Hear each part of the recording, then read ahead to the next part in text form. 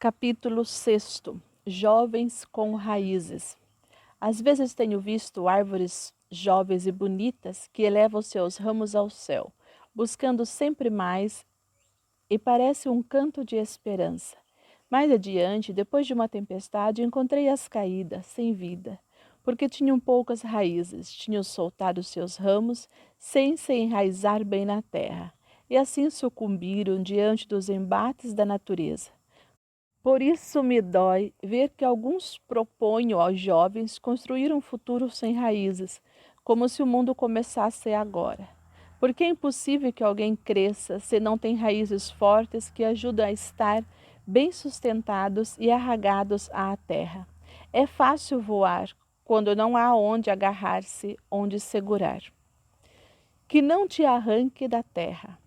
Esta não é uma questão secundária, e me parece bom dedicar-lhes um breve capítulo. Compreender isso permite distinguir a alegria da juventude de um fato culto à juventude que alguns usam para seduzir os jovens e usá-los para seus propósitos.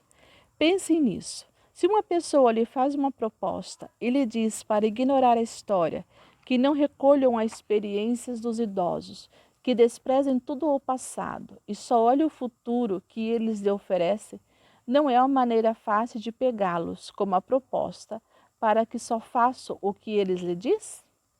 Essa pessoa que quer os vazios, desenraizados, desconfiados de tudo, de modo que só confiem em suas promessas e se submetam aos seus planos. Assim funcionam as ideologias de diferentes cores, que destrói ou desconstrói tudo o que é diferente e dessa maneira podem reinar sem oposições. Para isso, precisam de jovens que desprezem a história, que rejeitem a riqueza espiritual, a humanidade e, se foi transmitido através das gerações, que ignore tudo o que se aprendeu. Ao mesmo tempo, os manipuladores usam outro recurso, uma adoração da juventude, como se tudo que não é jovem fosse detestável e desatualizado. O corpo do jovem torna-se o símbolo deste novo culto. E então tudo que tem a ver com esse corpo é idolatrado e você quer sem limite. O que não é jovem se transforma em detestável e caduco. O corpo jovem se torna símbolo deste novo culto. E então tudo que tem a ver com esse corpo se idolatra e se deseja sem limites, o que não é jovem se olha com desprezo. Porém, é uma arma em primeiro lugar terminada desagradando os jovens, esvaziando os valores reais e usa para obter benefícios pessoais, econômicos ou políticos. Queridos jovens, não aceitem que usem sua juventude para fomentar uma vida superficial que confunde beleza com aparência. Melhor, saibam descobrir que a beleza no trabalhador que volta para casa surge desarrumado, mas com alegria por ter ganhado o pão dos seus filhos. Há uma extraordinária beleza na comunhão da família junto à mesa e no pão compartilhado com generosidade, mesmo que essa mesa seja muito pobre. Existe beleza na esposa despenteada e quase anciã, que permanece cuidando do seu esposo enfermo, mais além de suas forças e da sua própria saúde. Embora tenha passado a primavera do namoro, a beleza da fidelidade dos casais que se amam no outono da vida. Nesses velhinhos que andam de mãos dadas, a formosura, a mais de aparência ou de estética da moda, em cada homem, em cada mulher que vive sua vocação pessoal com amor, no serviço desinteressado da comunidade, pela pátria, no trabalho generoso para a felicidade da família, envolvidos no trabalho árduo, anônimo, gratuito, de restaurar a amizade social.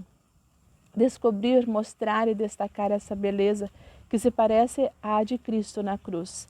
É lançar as bases da verdadeira solidariedade social e da cultura do encontro. Junto às falsas estratégias do culto à juventude e à aparência, hoje se promove uma espiritualidade sem Deus, uma afetividade sem comunidade, sem compromisso com os que sofrem, o medo dos pobres que são vistos por serem perigosos, uma série de ofertas que pretendem lhe fazer acreditar futuro paradisíaco, que sempre será adiado para mais tarde. Não quero lhe propor isso, e de modo que o meu carinho eu quero adverti-los, que não se deixe dominar por essa ideologia que não os tornará mais jovens, mas vai transformá-los em escravos. Proponho outro caminho, feito pela liberdade de entusiasmo, criatividade, novos horizontes, mas cultivando ao mesmo tempo essas raízes que alimentam e sustentam. Nesta linha, quero enfatizar que numerosos padres sinodais, provenientes de contextos não ocidentais, apontam que em seus países a globalização implica em autêntica forma de colonização cultural, desarraigam os jovens das comunidades pertencentes às realidades culturais e religiosas das quais provêm. É necessário um compromisso da Igreja para acompanhá-los nessa passagem, em que perde os traços mais valiosos da sua identidade. Hoje vemos uma tendência a homogeneizar os jovens, a dissolver diferenças próprias do seu lugar de origem, a transformá-los em seres manipuláveis, feitos em séries. Assim se produz uma destruição tão grave quanto o desaparecimento de espécies animais e vegetais. Por isso, em uma mensagem aos jovens indígenas reunidos no Panamá, exortei-os a cuidar das raízes, porque das raízes vem a força e vai fazê-los crescer, florescer e frutificar. Tua relação com os idosos. No sínodo expressou que os jovens estão projetados para o futuro e enfrentam a vida com energia e dinamismo. Contudo, às vezes tendem a prestar pouca atenção à memória do passado, de onde vêm, em particular os numerosos dons de seus pais e avós lhe transmitiram, a bagagem cultural da sociedade em que viviam. Ajudar os jovens a descobrir a riqueza viva do passado, fazendo memória, servindo-se dele para as próprias decisões e possibilidades. É um verdadeiro ato de amor para com eles, em vista do seu crescimento e das decisões que deverão tomar. A palavra de Deus recomenda não perder o contato com os mais velhos, a fim de recolher sua experiência. Permanece no meio dos anciões e de coração adere à sua sabedoria. Se vires alguém sensato, madruga junto dele, teu pé gaste os degraus à sua porta. Se em todo caso, ao longo dos anos, eles viram e tudo o que passaram da vida, deve nos levar a olhá-los com respeito. Diante de uma cabeça branca te levantarás. Orgulho dos jovens é o seu vigor, com os cabelos brancos são a honra dos anciões. Provérbios 20, 29. A Bíblia nos pede, escuta teu pai que te gerou e não despreze tua mãe envelhecida. O mandato de honrar o pai e a mãe é o primeiro mandamento que vem acompanhado de uma promessa. E a promessa é, a fim de que sejas feliz, tenha vida longa sobre a terra. Efésios 6, 3. Isso não significa que tenhais que estar de acordo com tudo que eles dizem, ou que tenhais que aprovar todas as suas ações. Um jovem sempre deveria ter um espírito crítico. São Basílio Magno, referindo-se aos antigos autores gregos, recomendou aos jovens que os estimasse, mas que acolhesse apenas o que de bom pudesse ensiná-los. Trata-se simplesmente de estar aberto para recolher uma sabedoria que é comunicada de geração em geração, que pode coexistir com algumas misérias humanas e que não tem por que desaparecer diante das novidades do consumo e do mercado. Ao mundo, nunca serviu nem servirá a ruptura entre gerações. São os cantos da sereia de um futuro sem raízes, sem base. É mentira que faz acreditar que só o novo é bom e bonito. A existência de relações intergeracionais implica nas comunidades e se tem uma memória coletiva, pois cada geração retoma os ensinamentos dos seus antepassados, deixando assim um legado aos seus sucessores. Isso constitui marcos referências para cimentar solidamente uma sociedade nova. Como diz o ditado, se o jovem soubesse e o velho pudesse, não haveria coisa que não fizesse. Sonhos e visões. Na profecia de Joel, encontramos um anúncio que nos permite entender isso de uma maneira muito bela. Diz assim, derramarei meu espírito sobre toda a carne. Vossos filhos e vossas filhas profetizarão, vossos anciões terão sonhos, vossos jovens terão visões. Se os jovens e os velhos se abrem ao Espírito Santo, ambos produzem uma combinação maravilhosa. Os anciãos sonham e os jovens têm visões. Como se complementam essas duas coisas? Os anciãos têm os sonhos construídos com suas memórias, com imagens de tantas vezes vividas, com marcas de experiência dos anos. Se os jovens se enraizam nesses sonhos dos anciãos, logo ver o futuro. Pode ter visões que lhe abrem horizontes e mostram novos caminhos. Porém, se os anciãos não sonham, os jovens não podem ver claramente o horizonte.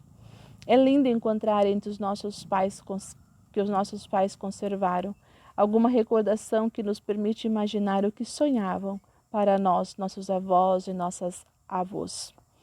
Todo ser humano, ainda antes de nascer, recebeu a parte dos seus avós como um presente, a bênção de um sonho cheio de amor e de esperança, de uma vida melhor para ele. E se não o teve de nenhum dos seus avós, certamente algum bisavô, sim. O sonhou e se alegrou por ele, contemplando seus filhos no berço e em seguida os seus netos.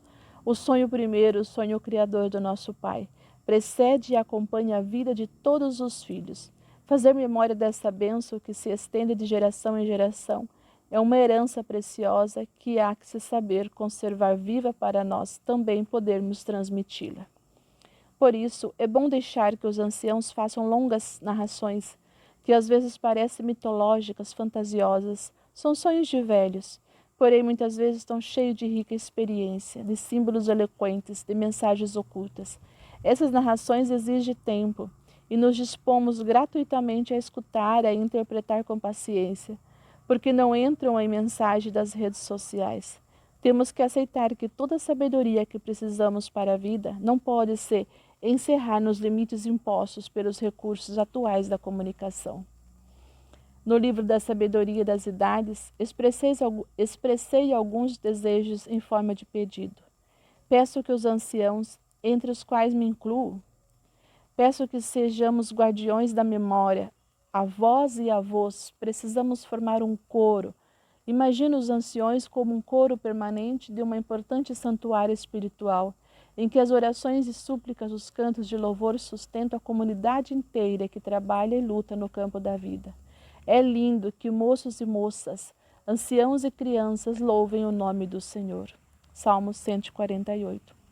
Que podemos dar-lhes nós, os anciãos? Aos jovens de hoje em dia, que vivem sua própria mistura de ambições heróicas e de inseguranças, podemos lembrar-lhes de uma vida sem amor e de uma vida infecunda. Que podemos dizer-lhes? Aos jovens temorosos, podemos dizer-lhes que a ansiedade diante do futuro pode ser vencida. Que podemos ensinar-lhes? Aos jovens preocupados demais consigo mesmo, podemos ensinar-lhes que a experiência é maior alegria em dar do que em receber, que o amor que não se demonstra apenas por palavras, mas também com obras. Arriscar juntos. O amor que se dá e se age tantas vezes se equivoca. Aquele que atua ou que arrisca talvez comete erros. Aqui neste momento pode ser interessante trazer o testemunho de Maria Gabriela Perim, órfã de pai desde recém-nascida, que reflete como isso influenciou sua vida em uma relação que não durou, mas que fez mãe e agora avó. O que é que eu sei é que Deus cria história, e sua genialidade e misericórdia. Ele leva nossos sucessos e fracassos, tece belas tapeçarias, estão cheias de ironia. O reverso do tecido pode parecer desordenado, com seus fios emaranados.